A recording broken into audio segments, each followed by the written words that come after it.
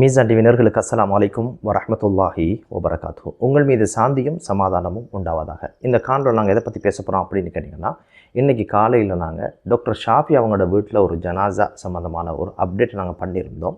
அதில் முடிவில் எதுவும் சூழ்ச்சிகளோ தெரியாது என்ற ஒரு விஷயம் நாங்கள் சொல்லியிருந்தோம். எனவே தொடர்ந்து எங்களுடைய சேனலில் நாங்கள் அது சம்மந்தமான அப்டேட்டை தருவோம் அப்படின்ற ஒரு விஷயம் நாங்கள் பேசியிருந்தோம். அதற்கு இணங்க இந்த ஜனாசா எப்படி நடந்த, இவருடைய ஊர் எது, இவர் சம்பந்தமான தகவல்களை தான் நாங்கள் இந்த காணொலியில் உங்களோட பகிர்ந்துக்க போகிறோம்.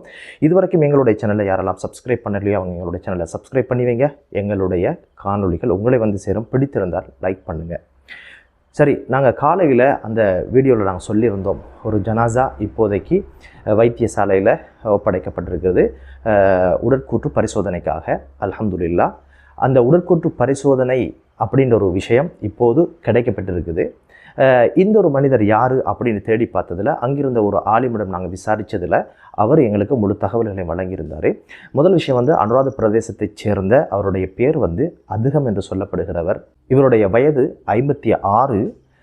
இவர் அந்த பிரதேசத்துக்கு பலலுவ என்ற அந்த கிராமத்தில் நவரத்ன என்று சொல்லப்படுகிறவருடைய வெட்டிங் ஹால் அதை வாடகைக்கு பெற்று அவர் தொழில் செய்து வந்திருக்கிறார்.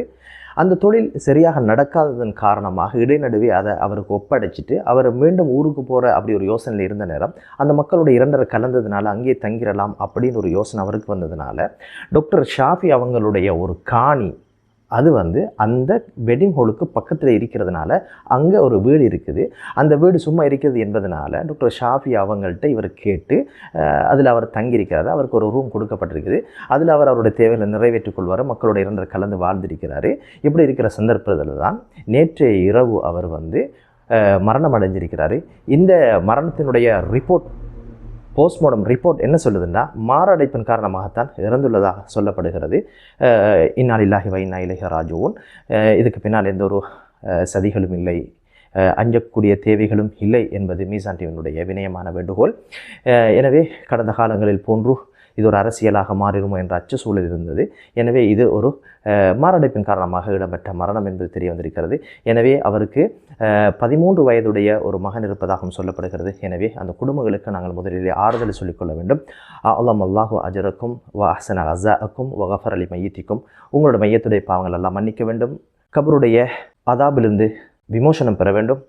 யாருடைய விருப்பத்துக்குரிய உயிரை அல்லாஹ் கைப்பற்றுகிறானோ அதில் அந்த குடும்பங்கள் பொறுமை காத்தால், அல்லாஹ்விடம் நன்மையை எதிர்பார்த்தால் நிச்சயமாக அல்லாஹ் சுப்ஹானஹு வ தஆலா சொர்க்கத்தை தவிர வேறு எதுவும் கூலியாக கொடுப்பதில்லை என்று சொல்கிறான். எனவே இந்த ஜனாசா விஷயத்தில் நீங்கள் பொறுமையாக இருக்க வேண்டும் என்ற ஒரு வேண்டுதலோடும் அந்த ஜனாசாவோட பாவங்களை எல்லாம் மன்னிப்பானாக என்று கூறி, எனவே இது போன்ற சூழ்நிலைகள் உருவாகாமல் இருக்க அல்லாஹ் சுப்ஹானஹு வ தஆலா எம் அனைவரின் காத்தருள்வானாக என்ற பிரார்த்தனையோடு மற்றும் ஒரு காணொலியிலே உங்கள் அனைவரும் சந்திக்கும் வரை விடைபெறுகிறேன். அஸ்ஸலாமு அலைக்கும் வரஹ்மத்துல்லாஹி வபரகாத்துஹு.